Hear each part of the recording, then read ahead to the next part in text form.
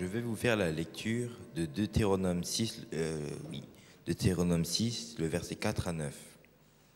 Écoute, Israël, l'Éternel notre Dieu est le seul Éternel. Tu aimeras l'Éternel, ton Dieu, de tout ton cœur, de toute ton âme et de toute ta force. Les commandements que je te donne aujourd'hui seront dans ton cœur. Tu les répéteras à tes enfants.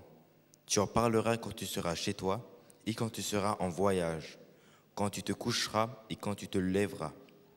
Tu les attacheras à ta main comme les signes, et ils seront comme une marque entre tes yeux. Tu les écriras sur les montagnes, tu les écriras sur les montants de la porte de ta maison et sur les portes de tes villes. Vous pouvez vous asseoir. Chers frères et sœurs, chers amis, je suis heureux de me retrouver devant vous en ce matin. Nous saluons aussi nos frères, nos sœurs, nos amis qui sont connectés sur le site de l'église d'Évry et qui suivent ce culte, alors qu'ils sont peut-être malades ou qu'ils ont été empêchés de venir jusqu'à nous à cause des grèves de la SNCF ou autres. Ce matin, nous allons parler d'éducation. Vous voyez ce titre qui a été choisi pour cette méditation, Éducation rédemptrice. Au départ, il y avait l'article une éducation rédemptrice, et puis l'article a disparu, parce qu'il n'y en a pas d'autre. L'éducation, nous verrons quel rapport elle a avec la rédemption ce matin. Est-ce qu'il y a un lien à faire entre ces deux mots, éducation rédemptrice? J'aimerais, en introduction, vous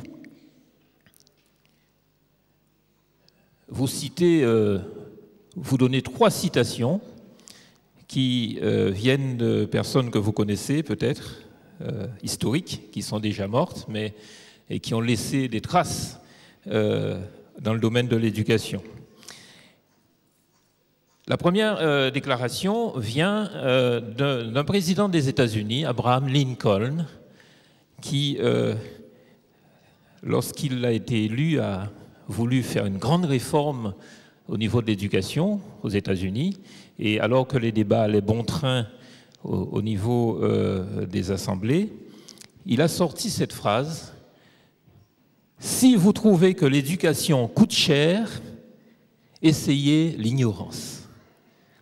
Si vous trouvez que l'éducation coûte cher, essayez l'ignorance. » Alors, est-ce que l'ignorance coûte plus cher que l'éducation? C'est chacun qui voit. Mais dans la tête d'Abraham Lincoln, l'ignorance coûtait plus cher. La deuxième déclaration parle aussi d'ignorance et nous vient d'Ellen White, une prophétesse qui a grandi et qui a évolué au sein de l'Église adventiste naissante au milieu du XIXe siècle. Dans son livre « Fondements de l'éducation chrétienne », elle dit ceci: « L'ignorance n'augmentera pas l'humilité ou la spiritualité d'un soi-disant disciple du Christ.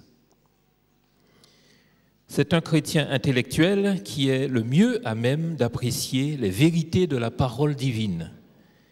Ce sont ceux qui le servent intelligemment qui glorifient le mieux le Christ. » Alors, qu'est-ce que nous retenons de cette déclaration?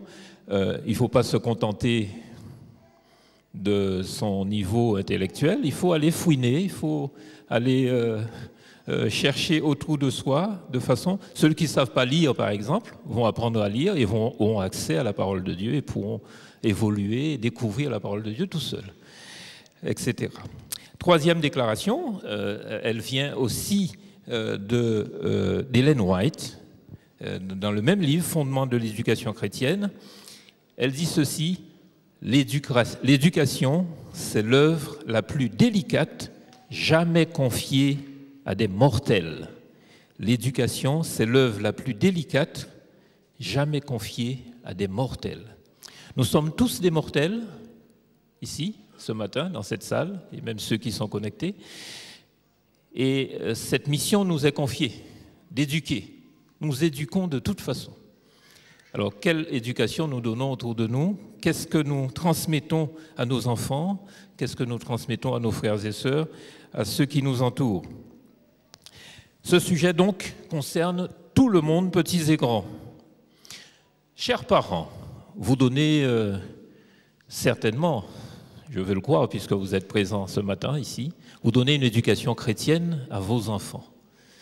C'est très bien, c'est très très bien. Chers enfants, chers jeunes, vous recevez certainement une éducation chrétienne dans vos familles, c'est aussi très bien.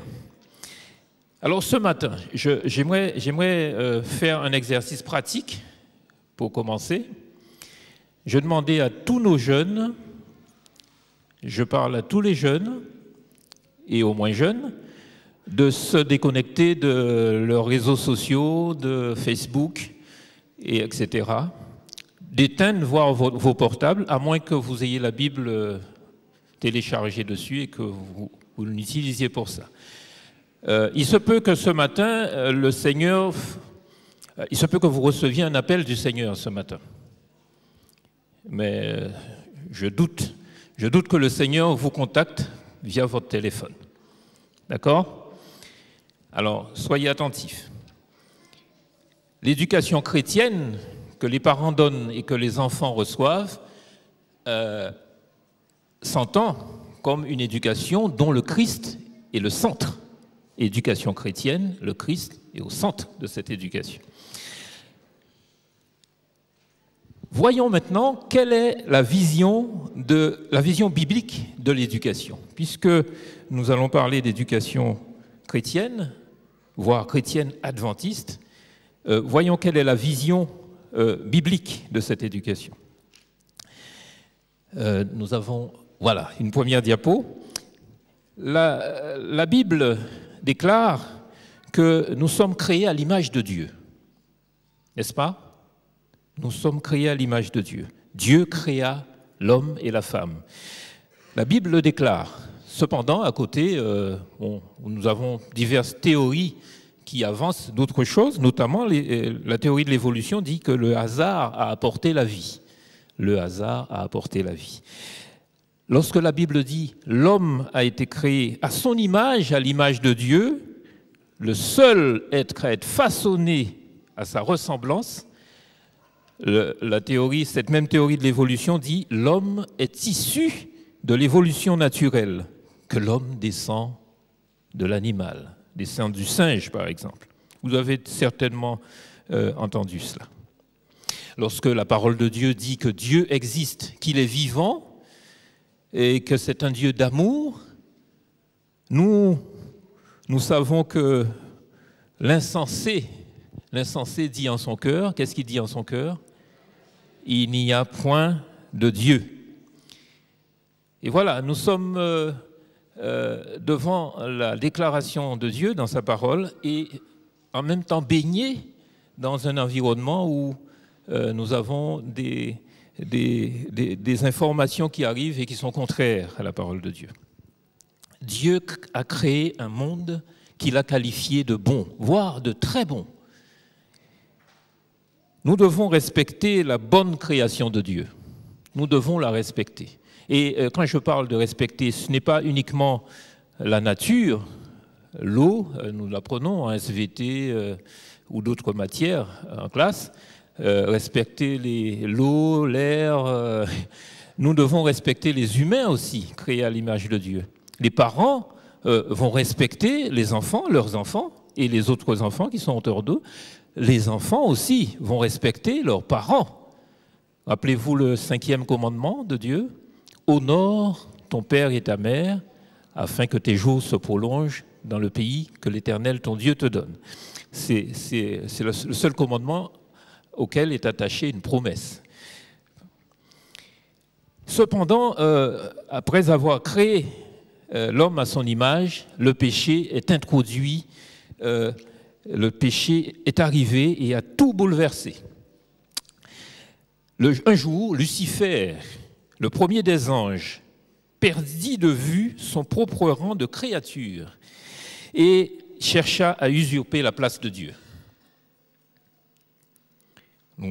Je vous propose de vérifier ça dans le livre d'Ésaïe et le livre d'Ézéchiel. Ésaïe 14 et Ézéchiel 28 commentent largement la naissance du péché dans le cœur de Lucifer. C'est le début du grand conflit. Alors, est-ce que ce matin, dans cette salle, il y a quelqu'un qui ne se sent pas concerné par ce grand conflit entre le bien et le mal? Laissez-moi voir la main de... Est-ce qu'il y a des gens qui ne se sentent pas concernés du tout? Laissez-moi voir les mains de ceux qui sont concernés, qui se sentent concernés par ce conflit entre le bien et le mal. 10, 20, 30, 40, 60, voilà. Quasiment toute la salle. Il y a des indécis qui ne savent pas trop, mais bien, je pense que nous sommes tous concernés parce que, vous savez, l'enjeu de ce conflit, qu'est-ce que c'est? L'enjeu de ce conflit, ce sont nos cœurs. Les forces du mal se battent pour gagner nos cœurs et les forces du bien se battent pour gagner nos cœurs aussi. Donc nous sommes l'enjeu de ce conflit. La conséquence de l'arrivée du péché dans ce monde qui était bon au départ, les conséquences sont nombreuses. C'est d'abord la rupture entre Dieu et les humains. Nous allons lire ce texte dans Genèse chapitre 3, verset 8. Genèse chapitre 3, verset 8. Nous lisons ceci. Adam et Ève viennent de commettre le péché et ils sont dans le jardin alors que Dieu vient les visiter comme d'habitude. Il est dit ceci, alors ils entendirent la voix de l'Éternel Dieu qui parcourait le jardin vers le soir et l'homme et sa femme se cachèrent loin de la face de l'Éternel Dieu au milieu des arbres du jardin. Voilà, rupture entre Dieu et les humains. Rupture aussi entre les humains. Regardez quelques pages plus loin, Genèse chapitre 9, verset 6. Ce que Dieu déclare, Genèse chapitre 9, verset 6. Si quelqu'un verse le sang de l'homme, par l'homme son sang sera versé, car Dieu a fait l'homme à son image. Alors les hommes se sont mis à s'entretuer, et donc rupture aussi entre les humains. Rupture entre les hommes et le reste du monde créé, la nature aussi, l'arrivée de la mort, la perte partielle de l'image de Dieu. L'homme créé à l'image de Dieu au départ, et cette image commence à s'effacer petit à petit.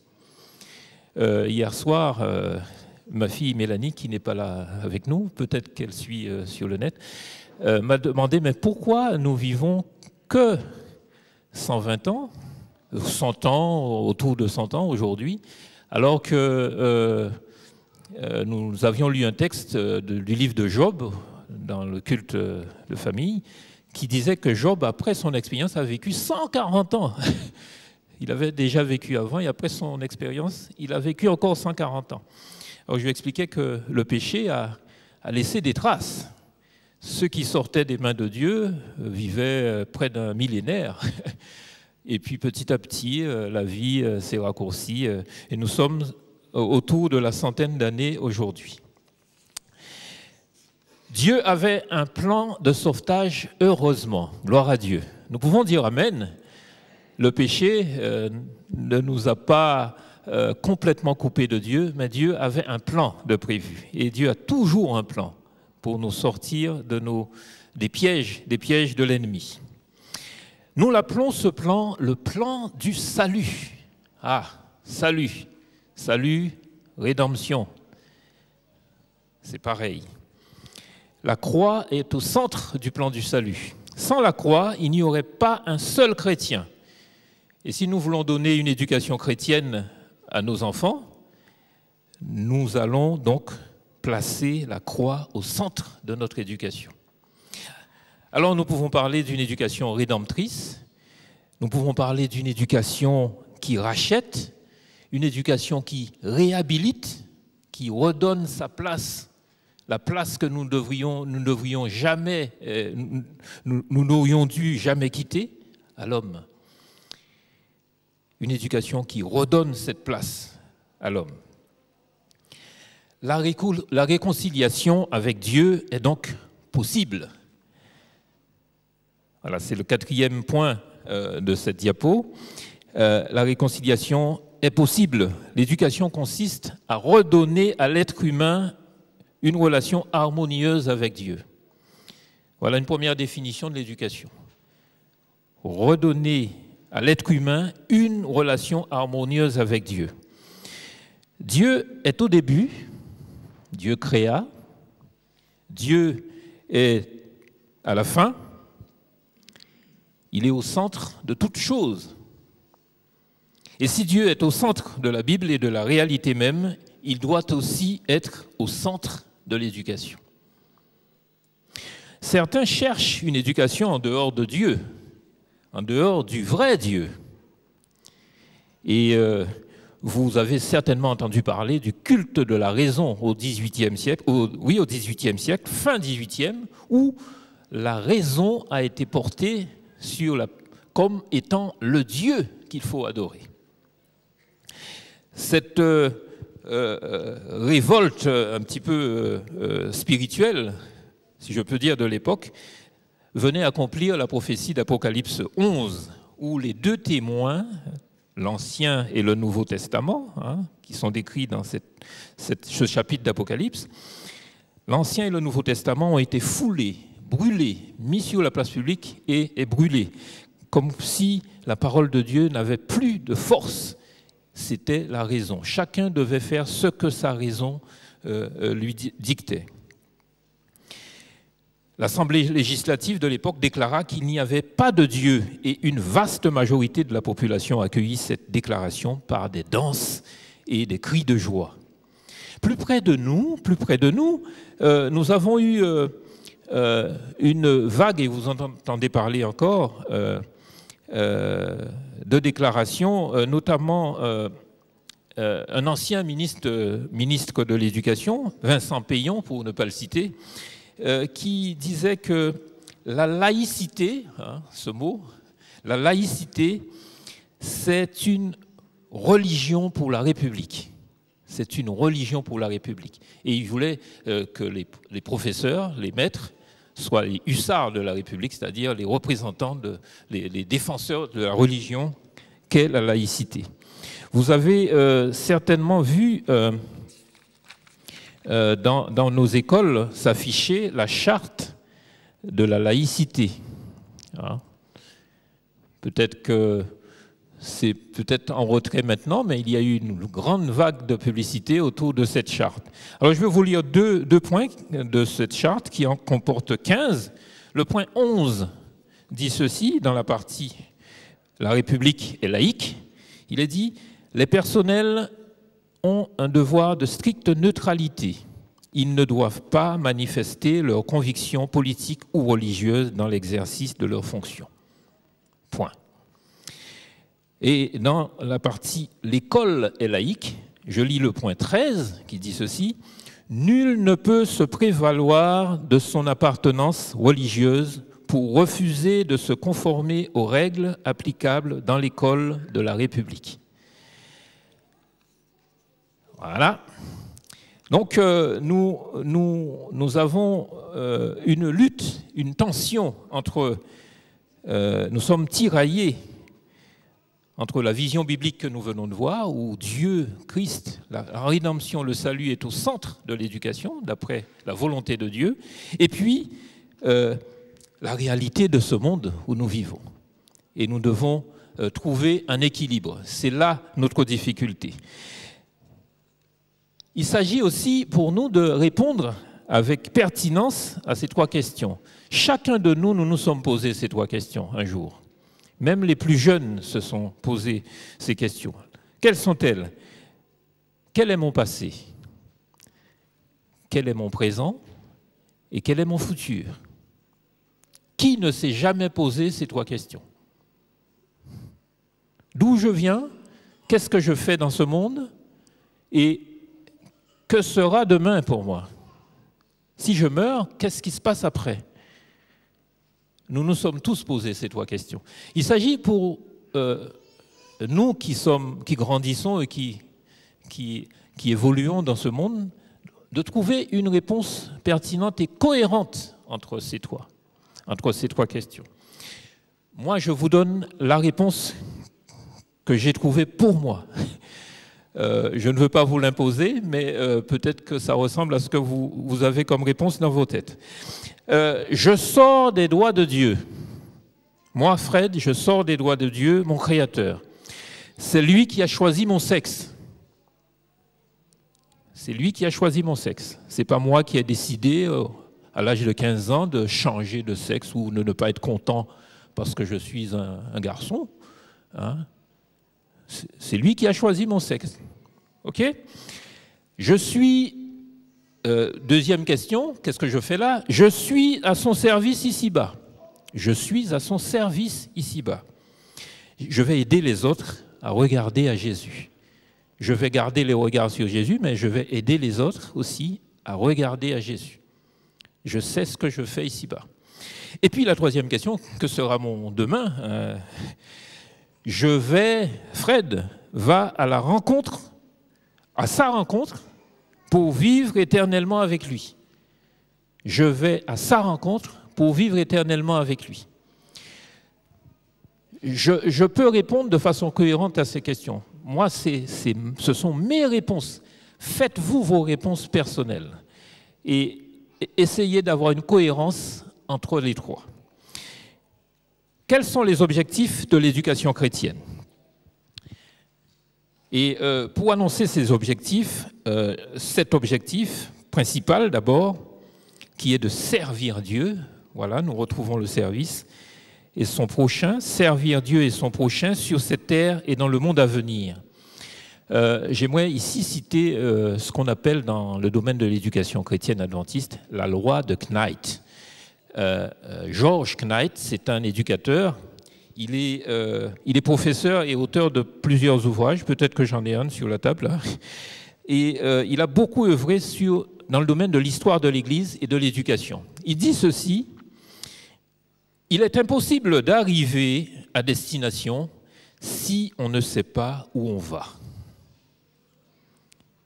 Il est impossible d'arriver à destination si on ne sait pas où on va. Voilà pourquoi il est important de savoir quel est l'objectif de l'éducation pour savoir comment mettre cette éducation en œuvre. La plus grande joie que puisse nous apporter notre vie terrestre, si marquée qu'elle soit par le péché, c'est de servir. Et ceux qui sont sur le terrain et qui servent le savent. Maggie, n'est-ce pas? Avec l'association ADRA, là on sent les choses, on est au contact du peuple. Aujourd'hui, de nombreuses familles dans le monde préparent leurs fils et leurs filles à servir Dieu, n'est-ce pas? Elles mettent en œuvre ce que dit Salomon dans Proverbe 22, verset 6. Il dit ceci: instruis l'enfant, hein, c'est un texte que nous connaissons quasiment par cœur dans nos milieux, instruis l'enfant selon la voie qu'il doit suivre, et quand il sera vieux, il ne s'en détournera pas. Instruis l'enfant dès son jeune âge, dès les premières années. Mais comment servir? Comment servir? L'Église adventiste est un mouvement chrétien distinct avec un message eschatologique. Alors c'est un mot un peu compliqué pour les plus jeunes. C'est un message qui concerne les temps de la fin. Et nous avons, en tant que membres de l'Église adventiste, à répandre sur la terre ce message qui se trouve dans Apocalypse chapitre 14. Il s'agit de préparer un peuple à accueillir bientôt notre Seigneur Jésus-Christ. Je vais vous faire une confidence qui n'en est pas une, finalement, puisque si vous êtes là, vous êtes au courant de cela. Cette mission est la seule raison valable de l'existence de l'Église adventiste. Cette mission de proclamer le dernier message, pour préparer un peuple à accueillir notre Seigneur Jésus-Christ, est la seule mission, la seule raison valable de l'existence de l'Église adventiste du 7e jour. C'est un des moyens que nous pouvons utiliser pour servir Dieu et notre prochain. Concernant le monde à venir, qui est mentionné à la fin de cet objectif principal, la sœur Ellen White dit ceci dans le livre Éducation, page 22. Le véritable succès en éducation, comme dans tout le reste, ne s'obtient qu'en gardant à l'esprit la vie future. Je reprends cette phrase. Le véritable succès en éducation, comme dans tout le reste, ne s'obtient qu'en gardant à l'esprit la vie future. Elle ne peut être achevée dans cette vie, mais elle se poursuivra dans la vie à venir. Elle permettra à l'élève de quitter l'école préparatoire de la terre pour accéder à l'échelon supérieur, à l'école d'en haut. Alors, nous sommes dans l'école préparatoire aujourd'hui et nous aspirons tous à passer à l'école supérieure, n'est-ce pas? Vivre au ciel avec Dieu éternellement et découvrir tous les secrets, pourquoi on est passé par quel chemin, etc. Moi, je désire vivre cela. Alors, si nous passons notre temps, et vous les jeunes, écoutez-moi bien, si nous passons notre temps, je ne veux accuser personne, mais à dealer, à vendre de la drogue aujourd'hui, pour gagner un peu d'argent, pour avoir un peu d'argent de poche, au lieu de nous préparer pour la vie future, comment nous en sortirons? Comment nous nous en sortirons? Si nous passons notre temps à surfer sur Facebook, à lire des choses, etc., qui ne portent rien à notre préparation pour la vie future, nous ne vivrons pas le passage à la classe supérieure. Nous sommes d'accord. Il y a des objectifs secondaires sur lesquels je vais passer rapidement puisque l'heure avance. Ces objectifs secondaires concernent la formation du caractère. Vous savez que le caractère, c'est la seule chose que nous allons emporter de ce monde vers le ciel. Nous allons partir au ciel avec notre caractère. Il faut que ce caractère soit transformé à l'image de celui de Jésus. Et pour y arriver, ce n'est pas facile, et en même temps c'est facile, puisque le Seigneur nous accompagne dans cette préparation. Parents éducateurs, je lis dans Éducation, page 36, parents éducateurs, étudiants, n'oubliez pas que vous bâtissez pour l'éternité. Assurez-vous que vos fondations sont solides, puis bâtissez avec fermeté et persévérance, ainsi qu'avec bienveillance, douceur et amour. Votre maison résistera non seulement quand souffleront les tempêtes de la tentation, mais aussi quand les vagues de la colère de Dieu submergeront le monde. Il faut bâtir sur le sol solide, et il faut construire ce sol avec notre Dieu. Alors nous avons ici 4 propositions. Approfondissement d'un esprit chrétien. Alors je vais aller rapidement. Ces points seront développés lors d'un atelier un samedi après-midi. Donc je ne fais que les mentionner. Nous allons aider, par exemple, dans l'approfondissement d'un esprit chrétien, nous allons aider les élèves à réfléchir en chrétien, à cultiver un esprit chrétien. Par exemple, nous allons apprendre à nos enfants l'importance de la prière. Nous allons leur apprendre l'importance de la prière. Et il y a plusieurs ateliers qui ont lieu dans cette chapelle, à l'école du sabbat, lors de l'histoire des enfants. Ces apprentissages sont faits pour habituer les enfants à prier Dieu directement. Et dans nos familles, j'espère que ce travail est fait de façon continue. Développement des aptitudes pour une responsabilité sociale. Nous avons des responsabilités à assumer dans ce monde, dans notre société. Eh bien, assumons-les, assumons-les. Nous devons préparer nos enfants à participer à la vie de la cité. Par exemple, à s'insérer dans le tissu associatif de quartier ou autre. Nous reviendrons sur ces thèmes. Préparation au monde du travail. Ah bien, il faut bien manger hein, chaque jour. Donc, il faut avoir un emploi, un travail. Donc, on va les préparer pour avoir un métier. Mais la préparation pour un métier ne peut être séparée de la nouvelle naissance. Il faut garder bien cela en tête. Et il s'agit de préparer un métier qui nous permettra de servir Dieu ici-bas, mais qui ne nous empêche pas d'aller au ciel. Et enfin, le développement physique, émotionnel et moral. C'est le développement total de l'enfant de Dieu, du disciple. On emploie le mot holistique, un développement holistique, qui atteint tous les aspects de l'être, le moral, le physique, le spirituel. L'éducation doit développer la personne totale dans tous ces aspects, et ces mêmes aspects qui ont été altérés par le péché. L'éducation doit venir régénérer tous ces aspects. L'éducation, donc, c'est la rédemption, si on y réfléchit bien. Et nous avons cette égalité. Hein, on n'a pas besoin d'être très bon en mathématiques pour poser cette égalité. L'éducation et la rédemption, c'est un même combat. Même combat. Lorsque nous écrivons « Éducation rédemptrice », le titre de ce sermon, nous faisons donc un pléonasme. Nous disons deux fois la même chose. Et pour nous qui nous disons chrétiens, ces deux déclarations que je vais vous faire peuvent paraître choquantes. La première que je vous fais, c'est celle-ci. Si l'éducation ne s'inscrit pas dans le plan du salut, elle n'est pas.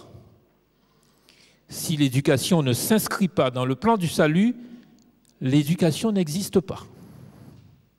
Ça peut vous paraître choquante, mais c'est cette égalité que nous avons là, sur l'écran. La deuxième déclaration, c'est un peu le pendant, mais dit dans l'autre sens.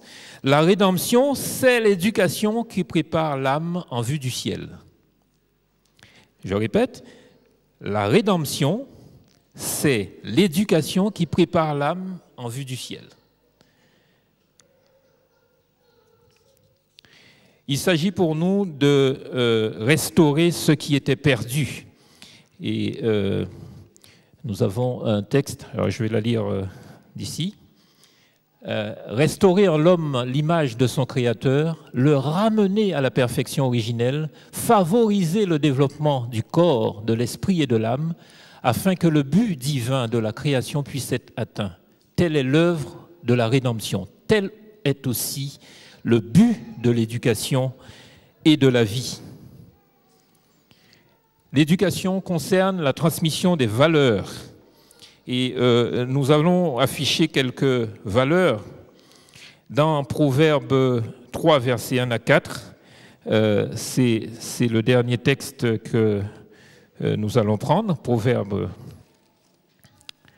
3, versets 1 à 4.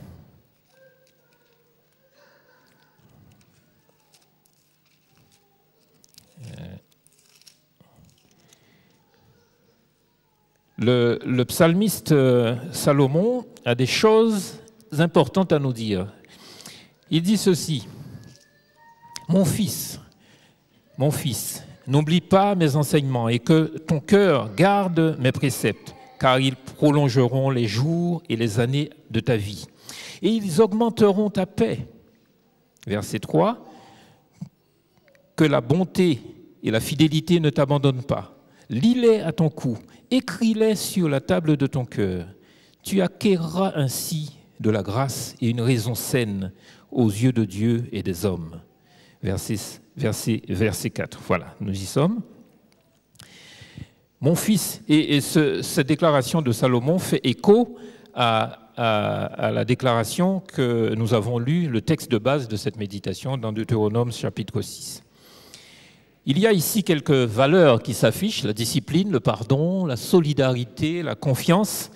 Il y en a beaucoup d'autres que nous aurions pu lister ici. La maîtrise de soi, penser par soi-même, le sens de l'honneur, le service, la discipline, etc. La discipline, la discipline est là. oui. La discipline, certains l'entendent comme donner une bonne correction à l'enfant de temps en temps pour le remettre en place. Ce n'est pas tout à fait ça. Dans ce livre Éducation que j'ai ici, il y a tout un chapitre sur la discipline. Et nous découvrons que la discipline, c'est préparer l'enfant à devenir autonome, à se fixer des limites et à respecter lui-même les limites. Et donc, ce n'est pas une fessée ou une punition de temps en temps, uniquement. Qui va transmettre ces valeurs? Quels sont les acteurs de l'éducation? Qui sont les éducateurs? Nous avons besoin, et je demande d'envoyer la diapo suivante, nous avons besoin d'avoir une cohérence entre les différents acteurs. Nous avons ici les trois principaux acteurs de l'éducation dans le milieu chrétien. Nous avons principalement la famille, nous avons l'école et nous avons l'Église. Les trois entités, foyer, école et Église locale, s'occupent des mêmes enfants. Les mêmes enfants vont du foyer à l'école et vont à l'Église. Il est important que ces trois acteurs travaillent dans le même but, conduire l'être humain à une relation salutaire avec Jésus-Christ. Bien entendu, vous l'avez deviné, le sommet de ce triangle, la famille, est l'acteur principal. Les parents sont les seuls responsables de l'éducation des enfants. Alors, vous me direz, pourquoi les deux autres sont là? Parce que les parents délèguent leurs responsabilités à d'autres entités comme l'école ou l'Église. Mais ce sont les parents qui sont responsables de l'éducation. J'aimerais que ce matin, nous puissions partir d'ici avec cette certitude bien ancrée en nous. Alors nous sommes parents ou futurs parents, nous sommes jeunes, certainement, certes, mais les parents sont les seuls responsables au départ. Alors lorsque nous déléguons, nous parents, à une autre entité, choisissons bien à qui nous déléguons. Il y a d'autres acteurs qui auraient pu apparaître aussi. Ce sont les amis, la télévision, eh oui, Internet, les réseaux sociaux, les différents médias, les camarades de classe, etc., etc. Alors lorsque nous, parents, lorsque nous déléguons, sélectionnons avec soin ceux à qui nous allons confier l'éducation de nos enfants. Parents, assumez entièrement la responsabilité que Dieu vous a confiée. Et choisissez avec soin vos délégataires. Persévérez. C'est difficile, oui, c'est difficile, c'est délicat. Vous me direz, il n'y a pas d'école qui parle de rédemption autour de nous. Si, il y en a une. Il n'y en a pas beaucoup. C'est difficile, mais il faut persévérer. J'entends parfois certains parents dire « Mes enfants ne sont pas pires que les autres ». Vous avez déjà entendu ça? « Mes enfants ne sont pas pires que les autres ». Moi, quand j'entends ça, je me dis que ce parent, sans juger quiconque, ne connaît pas le Seigneur. Pourquoi? Parce que le Seigneur est là pour faire progresser chaque enfant, pour faire progresser chaque parent. Donc on ne peut pas se contenter et se dire « Ah ben c'est comme ça, on ne tente plus rien, ça va rester comme ça, on démissionne parce que les choses ne vont pas bien. » Priez pour et avec vos enfants. Priez pour vos enfants et priez avec vos enfants. J'aimerais vous citer rapidement l'expérience de ce père qui, lors d'une école du sabbat, s'est rendu compte, d'après le thème qui était traité, qu'il ne priait pas beaucoup pour ses enfants. Et il a pris la résolution de prier quand il va déposer ses enfants à l'école. Quand les enfants passent le portail de l'école, il prie. Et puis, il a commencé le lundi. Et le samedi suivant, il est venu raconter son expérience. Il disait que tous les jours, il a prié le matin, quand les enfants descendaient de la voiture et passaient l'entrée de l'école. Mais il priait pour eux toute la journée aussi. Et de fil en aiguille, il a intercédé pour ses enfants. Et à la fin de la semaine, le culte de famille qui ne se faisait pas depuis des années a pu se faire. En famille, les enfants étaient autour de lui pour entrer dans le sabbat le vendredi. En une semaine, cette expérience a été vécue. Prenez le Seigneur au mot et priez avec et pour vos enfants. Éduquez plus par l'exemple que par les mots. Je vais vous libérer. Accordez-moi encore quelques minutes. J'aimerais vous citer cette déclaration d'Austin Sorensen qui dit ceci: « Un enfant aura du mal à considérer Dieu comme un père si son propre père ne représente pas pour lui quelque chose de Dieu. » En tant que père, de parents même, nous sommes les représentants de Dieu devant les enfants. Donc nous avons cette responsabilité.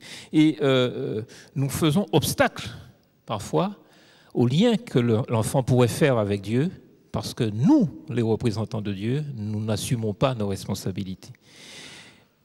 Et voici une déclaration qu'a fait un jeune de 24 ans, un étudiant aux États-Unis. Il disait ceci: « Si Dieu ressemble à mon père, je ne veux pas en entendre parler. » C'est lamentable. C'est lamentable cette déclaration. Mais c'est tellement vrai. C'était tellement vrai, sincère de sa part. Alors, choisissons ce que nous voulons faire, obéir à Dieu ou faire comme bon nous semble dans nos foyers. Il nous faut donc une action concertée entre ces deux. Vous voyez des liens entre ces trois acteurs, entre la famille et l'école. Interrogez-vous à travers ces liens. Est-ce que mes enfants qui vivent dans ma famille, quel lien ils ont avec l'école? Quelle est l'interaction de ma famille sur l'école? Quelle est l'interaction de mon école sur ma famille? Est-ce que je subis le programme de l'école ou est-ce que je suis un acteur, un collaborateur de ce qui se passe à l'école, etc. Est-ce que je suis investi dans... est-ce que je représente les parents d'élèves, par exemple, au conseil de classe, etc. Ce sont ces liens qui existent. Et pareil, entre la famille et l'Église, est-ce que je me décharge sur l'Église pour l'éducation religieuse de mes enfants? Est-ce que je me contente de ce qui est fait pendant 3/4 d'heure à l'école du sabbat, le sabbat matin, ou est-ce que c'est un complément à côté de ce que je fais pendant toute la semaine avec mes enfants? Alors ce sont ces liens, ils sont très importants, on y reviendra plus en détail plus tard. La sœur White dit que nous devrions construire une... je demandais la diapo suivante. Quand nous devrions, on va passer rapidement, lors d'un courrier écrit d'Australie, elle dit ceci: nous devrions construire une école à côté de chaque église. Ce n'est pas le cas encore dans nos territoires. J'aimerais, avant de m'asseoir, vous faire un état des lieux. Sur le plan local, en France métropolitaine, dans le territoire de notre fédération France-Nord. Nous avons une école, nous en avons fait une présentation lors des annonces tout à l'heure. Dans cette école, il se passe de multiples miracles, chaque jour, chaque semaine, chaque année. Vous n'en entendez pas parler, pardon, mais ce sont des miracles chaque jour. Maryse, tu es au cœur de l'action au sein de FEDECA, l'association qui gère l'école, et tu pourrais en témoigner. Et c'est un miracle perpétuel pour que cette école continue à survivre. Cette école a 30 ans cette année, construite en 78, et donc je vous invite à la soutenir Préparez votre offrande pour le sabbat prochain, pour soutenir financièrement, mais surtout soutenez par la prière les équipes, les maîtresses qui sont là-bas et qui font un travail formidable pour préparer nos enfants pour le ciel. Nous avons aussi un département de l'éducation ici, dans notre communauté d'Évry, qui fait un travail formidable. Je voudrais les saluer et leur dire de persévérer. Et lorsque un des responsables, nous avons une des responsables ici avec nous, Marie-Lise, il y en a d'autres dans les rangs, lorsqu'ils viendront vers vous, accueillez-les avec bienveillance. Eux aussi, ils se rendent disponibles aussi pour répondre à vos besoins, à vos demandes. Il y a une école à Damary-Lélis. Et là, j'aimerais vous demander de prier pour un sujet particulier. Le plus gros problème pour ouvrir des écoles en France métropolitaine et surtout en Île-de-France, c'est le problème du site. Les terrains coûtent cher et les locaux coûtent très très cher. Et ça a été un obstacle jusqu'à aujourd'hui pour multiplier les écoles. Il semble, et nous l'avons vérifié récemment, qu'il y ait la possibilité de créer désormais des écoles dans les églises, dans les salles des églises qui sont inoccupées pendant la semaine. Alors, bien entendu, nous allons nous pencher sur cette possibilité et voir avec les associations comme FEDECA comment nous pouvons créer 2-3 écoles autour de Paris. Il se peut que notre église d'Évry soit candidate pour cela. Je soumets ce sujet à vos prières, à votre réflexion, et certainement que nous reviendrons vers vous pour cela. Donc, il y a des possibilités qui s'ouvrent et nous allons les exploiter au maximum pour mettre dans les meilleures conditions les familles pour préparer leurs enfants pour le ciel. Et pour finir, j'aimerais vous donner une dernière lecture de notre texte de base de ce matin, de Deutéronome chapitre 6, versets 6 à 9.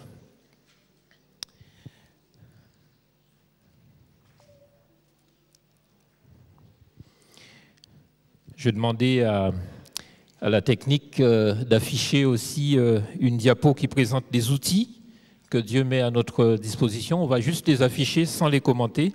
Mais j'aimerais vous donner cette lecture de Deutéronome chapitre 6, versets 6 à 9. C'est une lecture actualisée. Vous ne la trouverez dans aucune des versions bibliques. Écoutez, les commandements que je te donne aujourd'hui resteront dans ton cœur. Tu les enseigneras à tes enfants. Tu en parleras quand tu seras assis chez toi, quand tu marcheras sur la route, quand tu te coucheras et quand tu te lèveras, quand tu seras en vacances ou en train de travailler, quand tu seras dans les transports, dans la voiture, le métro, le TGV ou dans l'avion. Tu les enseigneras à l'école, au collège, au lycée, à l'université, pour ne pas l'oublier. Tu les attacheras sur ton bras et sur ton front. Pas sous forme de tatouage, hein bien sûr. Tu y penseras jour et nuit. Tu les écriras sur ta page Facebook, dans tes blogs et sur Twitter. Chacun de tes tweets, SMS ou MMS, en sera imprégné. Chacun de tes SMS. Ceux qui ne sont pas enseignés, nous n'allons pas les faire suivre. Ceux qui ne sont pas imprégnés de cet enseignement, nous n'allons pas les faire suivre. Nous allons les garder pour moi, les mettre dans la poubelle. Nous allons faire suivre ceux qui sont imprégnés. Chers frères et sœurs, chers amis, avec un tel maître, le Seigneur, le Créateur que nous avons défini au début, quelle pire folie que de vouloir faire son éducation en dehors de lui. Quelle pure folie que d'être sage en dehors de la sagesse. Quelle pure folie que d'être vrai loin de la vérité, être éclairé loin de la lumière, vivre loin de la vie, de se détourner de la source d'eau vive pour fabriquer soi-même des citernes fendues qui ne sauraient garder l'eau. J'aimerais vous inviter à prendre un engagement avec moi. J'aimerais demander à tous ceux qui veulent collaborer avec Dieu dans cette œuvre éducative de se lever. Vous êtes certainement tous plus ou moins engagés dans cette œuvre. Vous avez des enfants, vous avez des jeunes autour de vous, vous avez peut-être des petits-enfants. Vous voulez vous engager, c'est bien, amen, amen. Vous vous engagez comme ouvrière et ouvrier avec Dieu afin de transformer cet idéal, l'idéal qui consiste à ressembler, retrouver la ressemblance avec Dieu, pour que cet idéal devienne une réalité. Alors, nous allons lire ensemble, pour tous ceux qui veulent s'engager, cet engagement. Nous allons le lire lentement, en pesant bien les mots, parce que c'est un engagement. Avec moi, donc, je m'engage à aider tes enfants à déballer les cadeaux que tu leur as donnés, à intérioriser l'amour de Dieu, mais aussi à l'extérioriser, trouvant leur place à ton service et au service d'autrui. Amen. Que le Seigneur vous bénisse dans votre engagement et qu'il vous fortifie jour après jour. Amen.